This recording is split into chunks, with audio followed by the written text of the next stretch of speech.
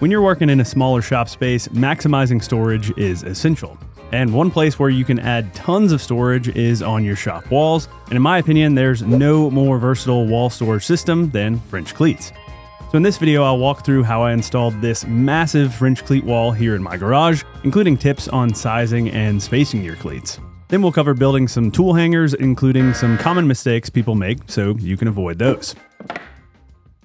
The first thing to figure out when installing a French cleat wall is where you're going to install your cleats and how many rows of cleats you want. And in my experience, it's a lot easier to add more cleats than you think you'll need to give you the most flexibility later on. In my case, I figured out the basic layout of my cleats in SketchUp, and I decided to place my first row roughly 3 feet off the ground, running cleats all the way up to around 8 feet high. And I have 10-foot ceilings in my garage, and I figured I could utilize some of these higher cleats for things I don't use as often. Plus, this allowed me to hang even my longest pipe clamps with ease. So the ideal cleat width really depends on the material you're using for your cleats. Plywood is probably the most common choice, and if you're using standard 4x8 sheets like we have here in the US, there's a pretty simple method of getting the most cleats out of your sheet of plywood. First, start by ripping your plywood into 5-inch wide strips, and this will give you 9 strips from a 48-inch wide panel. Next, set your blade to 45 degrees and rip those 5-inch strips into 2 French cleats, which should be just over 2 3/4 of an inch wide at their widest point. And this will give you 18 total cleats and minimize the amount of cuts you need to make. In my case, I was using this Hexaply, which has a laminate veneer, and this complicated things a little bit. The laminate pattern isn't the same on both faces of this plywood, and because I wanted my cleats to all have the same pattern, I needed to do things a little differently. So instead of ripping the plywood into wider strips, I needed to make my 45-degree cut on all the strips first. And this can be a little tricky since it's critical the plywood stays tightly up against the fence as it's passing through the blade. To help with this, I first ripped the full sheets in half to make them a little more manageable, and I also used these Jessam stock guides, which were a massive help here. And you could use something like a feather board, but you'd have to readjust it after each pass, which would get pretty old pretty quick. I got the panels ripped in half, then I could set up my 45-degree rip. And I knew I wanted my cleats to be that 2 3/4 of an inch wide, so I laid out where my 45-degree cut would land using a combination square, then set my fence to match. And a little pro tip here, you can't use the measurements on your table saw fence when making these kinds of cuts, as those are only accurate for 90-degree cuts. Once I had the fence set, I made a test cut, and it looked good, so I could move on to ripping the cleats. As you can see, the stock guides really help to keep the plywood up against the fence, but my dust collection definitely struggled on these cuts. And I had installed a higher tooth count blade to minimize tear out on the laminate, but this also meant the dust it created was extremely fine. And this, combined with the fact that a 45-degree cut removes a lot more material than a 90-degree cut, made for some pretty dusty work. After that initial pass, the cleats were parallelograms with a 45-degree angle on both edges. And I could have left them like this, but I think it's a lot easier to install cleats with one square edge, so next I needed to rip a square edge on the bottom of each cleat. After setting my blade to 90 degrees, I set the fence to be just shy of cutting off the entire 45-degree edge, and this meant I was left with a slight chamfer on the bottom edge of all my cleats. And this ended up being perfect because the edges of this laminated plywood are insanely sharp without some kind of edge profile. Speaking of which, I also wanted to break the 45-degree edge on the cleats, which were sharp enough to slice my hands to shreds otherwise. And I initially thought I could just rip another square edge on this side of the cleats, but this still ended up being kinda sharp. Instead, I decided to add the same kind of chamfer to this edge, which meant setting my blade to 22.5 degrees. And I tried to get a shot of the final product, but it's kind of hard to see. Basically, I was adding a 45-degree chamfer to a 45-degree edge, if that makes sense. I made this final pass on all of my cleats, and with that, the ripping work was done. Next, it was time to install the cleats, and I whipped up a quick drilling jig to make drilling my mounting holes a little easier. And I wanted the mounting holes centered on the cleats vertically with a 16-inch on center hole spacing so my screws would hit the studs. And I only used 1 screw per stud location, and I think this is plenty for even the heaviest loads since the weight of each hanger is typically spread across multiple screws.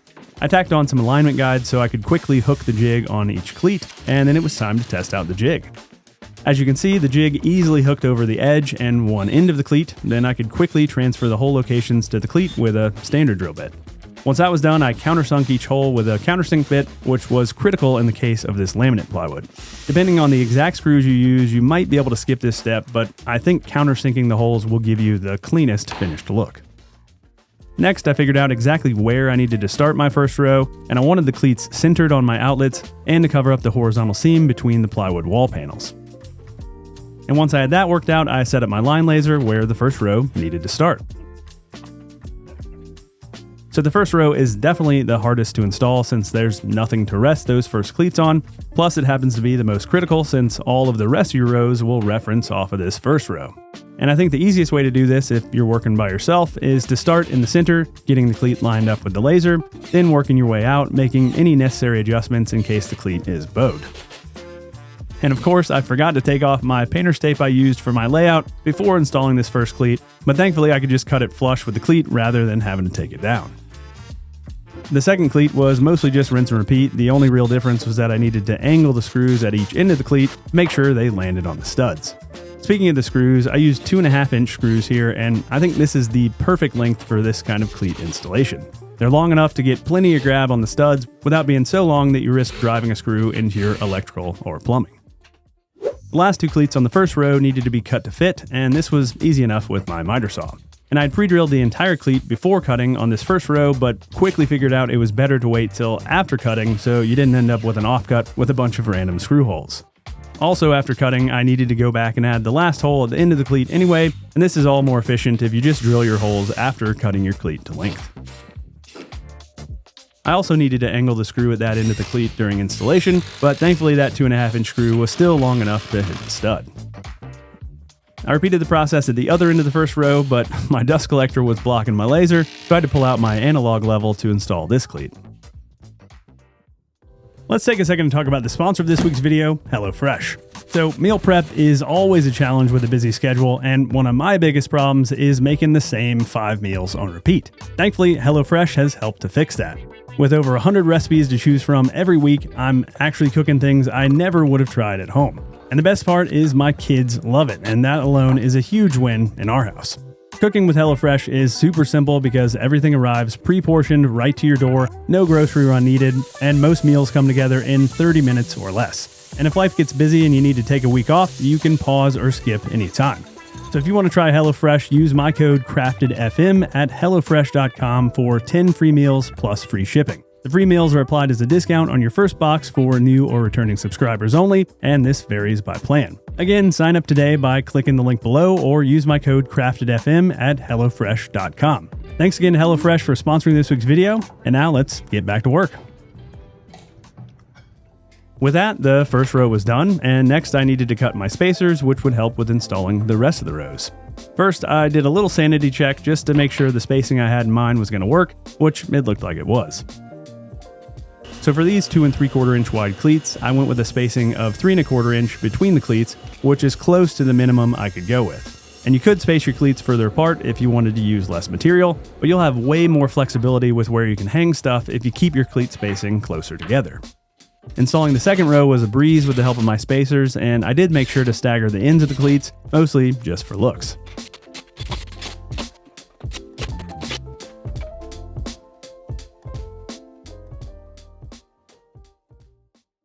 The third row was a little trickier since it landed on the outlets, but I could just cut the cleats to fit between the outlets. I did have to switch to shorter screws on some of these locations since there was only a stud on one side of the outlets. Since my walls are 1/2-inch plywood, I went with 1 1/4 screws in these locations, which still have a ton of holding power.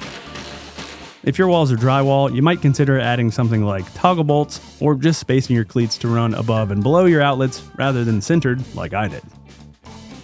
Once that row was done, I decided to move my line laser to be in line with the fourth row, just to make sure I wasn't getting any kind of compounding error from using the spacers. Thankfully, everything was still looking good, but I did make sure to do this every 4 or 5 rows as I worked my way up the wall. At that point, I just put on a good audiobook and got to work installing the rest of the rows, which thankfully went pretty quickly. The dust collector was definitely in my way once I got higher on the wall, but thankfully I could just stand on it to install the cleats in that area. And before I knew it, the cleats were installed, and thankfully my planning all worked out and the cleats covered the horizontal seams on the plywood panels. Now it was time for the fun part, getting the new French cleat wall laid out, and first I started by moving everything from my old French cleat wall. So as you can see, this wall was built a little differently, and I built these cleats onto panels rather than attaching them directly to the wall. And while this made moving them a lot easier, it also meant that I was less inclined to expand my French cleat wall, which I really already should have. I ended up making a few trips to move everything from the wall, and I started with my clamps since they take up a huge amount of space on the wall. Thankfully, I could reuse some of the holders I built all the way back in 2018 on this new French cleat wall, and I have an entire video on these if you want to see how I made these specific clamp racks. And I still think these are a great design, and they allow you to store a ton of clamps in a relatively small area. Next, I wanted to hang 2 of the extra upper cabinets from my miter saw station above my dust collector, and thankfully this was super simple by using more cleats. I had a handful of offcuts and extra cleats left over, and all I needed to do was cut a cleat to width, then attach it to the upper stretcher on the cabinet. I first tacked the cleat to the cabinet to keep it in place while I pre-drilled and countersunk holes for more 1.25" screws, which I used to attach the cleat to the cabinet. Once the cleat was attached, hanging the cabinet was super simple. The cleat could just drop onto the wall cleats. And I repeated the process on the second cabinet, and I don't think I've ever had an easier time installing upper cabinets. I will probably add a few screws to permanently attach these to the wall since I don't really think I'll be moving these around, but the extra screws probably aren't even necessary. These cleats are insanely strong by themselves. Next, I wanted to hang some of these JESSM layout tools which come with these custom holders. And I might end up reworking some of these since they take up a lot of space as is, but for the time being, I just added a cleat to each of these and got them hung on the wall.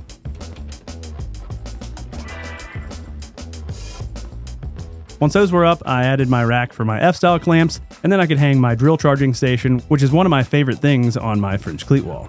The hardest part was deciding exactly where I wanted it, but that's the beauty of French cleats. I didn't have to make any permanent decisions since I could move things around as I continued adding more things to the wall. Next on the list was mounting my chargers, and as you might have noticed, I have a bit of a tool accumulation problem, which means I also have a lot of chargers. First on the list was my Milwaukee M18 batteries and charger, and I picked up this awesome wall mount for these from Proper Tool Co. And I had a brief moment of panic when I realized Milwaukee makes more than one dual charger, and the one I had wasn't the one Proper Tool designed this mount for. Thankfully, I actually had the other style of dual charger here at the house for my M18 lawn equipment, so I could just swap the chargers. And this mount is really nicely designed and holds the charger securely in place while also storing 3 extra batteries. And it even has some cable management built in, which is a really nice touch.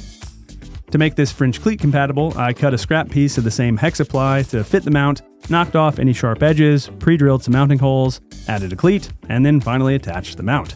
And by having this whole setup on a French cleat, I can easily move this around if I need to add more batteries or other accessories. I needed to make my own mounting system for my M12 charger, and this is where a huge improvement to my French cleat mounts came into play, and that's 3D printing. When I set up my first cleat wall back in 2018, I had never even used a 3D printer, but now 3D printing is easier than ever, and of course there's a wide world of 3D printed accessories that work great with a French cleat wall. I printed some of these M12 battery mounts, even going so far as to color match my filament with the Milwaukee stuff, and then I could mount both the battery mounts and charger to one French cleat hanger. Another awesome 3D printed tool hanger I found was this screwdriver rack, which solved some of the issues my previous rack had. First, my rack, which was just a piece of plywood with a line of holes drilled in it, took up a ton of horizontal space and didn't really utilize any depth, which was a very inefficient use of space. The most critical issue though, and something that I made sure to avoid on any of my new holders, was that I needed to leave a bunch of empty space above the holder to be able to hang and remove the screwdrivers. This 3D printed holder solved both of those problems by adding more depth and slotted holes, plus I can print this in different sizes if I add more screwdrivers in the future. And I'll link to all the 3D prints I show in this video in the video description in case you're interested. The next 3D printed accessory was this chisel rack, which was designed by my buddy Scott Walsh and just so happened to be designed for the exact chisel set I had just picked up from Day Tools. And Scott designed this holder for his French cleat wall, and as expected, it was a perfect fit for my chisels. These chisels are literally brand new and still had the sticky anti-rust coating from the factory, but it was no match for these Muck Ender shop towels.